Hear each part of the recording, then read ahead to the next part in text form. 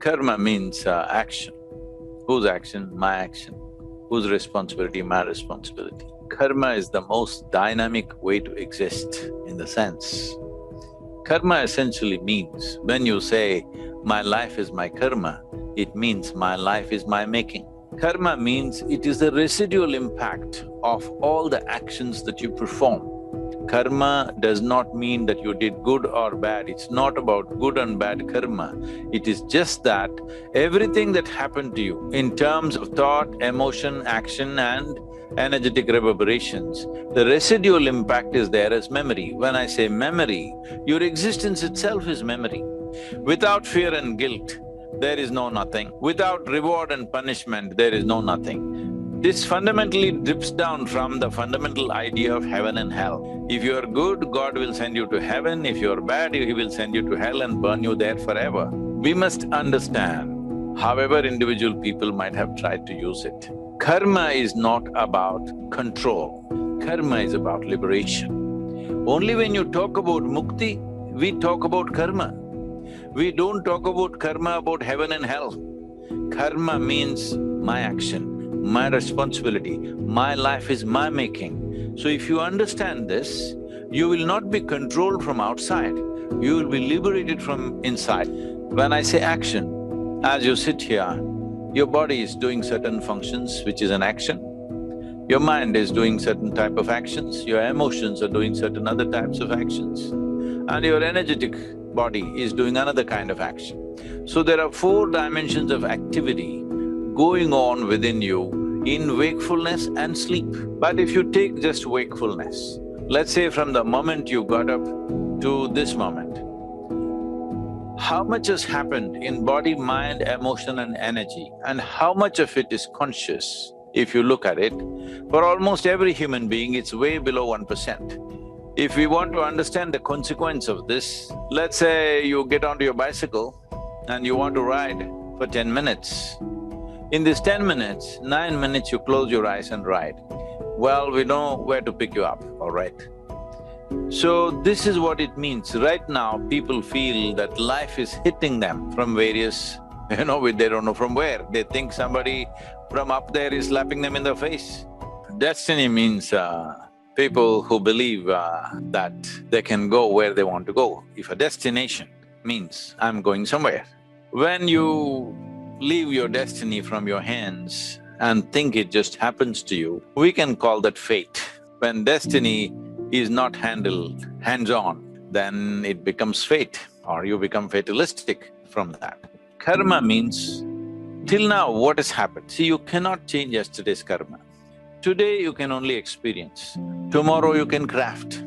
What is past, you can only remember that, you can only learn from that. What is present, you can only experience it. What is future, you can craft it. So crafting your destiny is possible, only possible for one who sees my life is my karma, whether he or she uses that word or not. In so many ways, human beings around the world have realized that it is their thought, their emotion, their actions, their focus and orientation within themselves which gets them where they want to go. Others think it is happening from somewhere else. So those who think it'll happen from somewhere else will live accidental lives, and they always have somebody else to blame for things that did not happen in their lives, for things that they are not. They think it's because of somebody. Now, the moment you see it's my karma, your successes and your failures are yours. The moment you see it is all yours, you will do the best you can. Now this is destiny does not mean where you go in the world, because where you go in the world is in many ways a consequence of the times in which we exist. Right now we are in 21st century, you are in Estonia, I am in Monterey, California, and we are talking. Well, this is possible because we are in 21st century. If we were 1,000 years ago, we would be doing something very different. Maybe we would be sitting in front of our cave and chatting with each other. We don't know where we would be, what kind of actions we would perform. It is very different. So what we do in the world is largely consequence of the times in which we exist. But how we are is essentially our destiny, because our destiny is in the way we experience it. You could be in the best place and be absolutely miserable. You can live in a palace and be horrendously miserable. You can live on the street and be exuberantly joyful. Both are possible. So your experience of life is where your destiny is, because it's your experience of life that determines the quality of your life, not where you are, where you're going, what you're doing. No, these things are only socially relevant, they are not existentially relevant. Existentially for you as you sit here, what is your experience of life? How profound is it? How pleasant is it? How wonderful is it? This is all that determines. This destiny, 100% you can take charge of this, because human experience is caused from within. Pain and pleasure, joy and misery, agony and ecstasy happens from within us. So when it is happening from within us, at least what is happening from within us must happen my way. What is happening from within me must happen my way. What is around me is not all mine. Everybody has their piece in it. Maybe I also have a piece, I can push for a bigger piece, but that's it.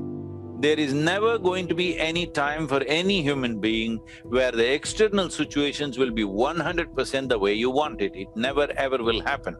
But what is within me must be 100% the way I want, otherwise I'm a lost case. This is what karma means, that you take charge of all that you can take charge. There are a few things that won't happen in our lives. If we do not do what we cannot do, that's not the issue. But if we do not do what we can do, we are a disaster. Once you see my life is my karma, you will not be such a disaster. That is the important aspect. See, within us, as I said, this body is a huge body of memory. Evolutionary, genetic, karmic, articulate, inarticulate, unconscious, subconscious, conscious levels of memories. You can bifurcate into many, many more strands. But essentially, what you know as myself is just a consequence of the memory that is stored within you, which is largely not in your excess, but it is playing out in its own way. The very way you sit and stand, the way you look, the way you behave, everything is controlled by your memory. Or in other words, in modern terms, let's say, this is an unconscious software that you have gathered within yourself. Whichever way the software is, that is the way the machine will function. If you want to go beyond this, then the existing software you must leave and either rewrite your software or learn to operate without software for a little while. If you want to rewrite your software, something different from the existing data which is already there, then you need access to another dimension of perception and knowing. Having said that, within us, there are different dimensions of intelligence. Well, in yoga we see 16 parts to human mind, but let me make it 4 for the sake of understanding and convenience. The first one is the intellect, which is the front end of our intelligence, because this is very necessary for our survival. If we don't have a functioning intellect, we will not know how to survive. When I say functioning intellect, essentially intellect is discriminatory in nature. It tells you what is this, what is that. If you don't have an intellect functioning, you will not know whether to go through the wall or go through the door. That's how it'll become. It is functioning all the time. This functioning is happening from memory. If say a child may try to scratch you will see a bird or an insect comes into the house, he doesn't know how to get out, he doesn't recognize the door. It tries to go through the wall, it tries to go through the glass window. So, that is happening because in its memory it's not there. But your pet dog or your pet bird knows how to go through the door or the window, whatever is open. So this is the same thing.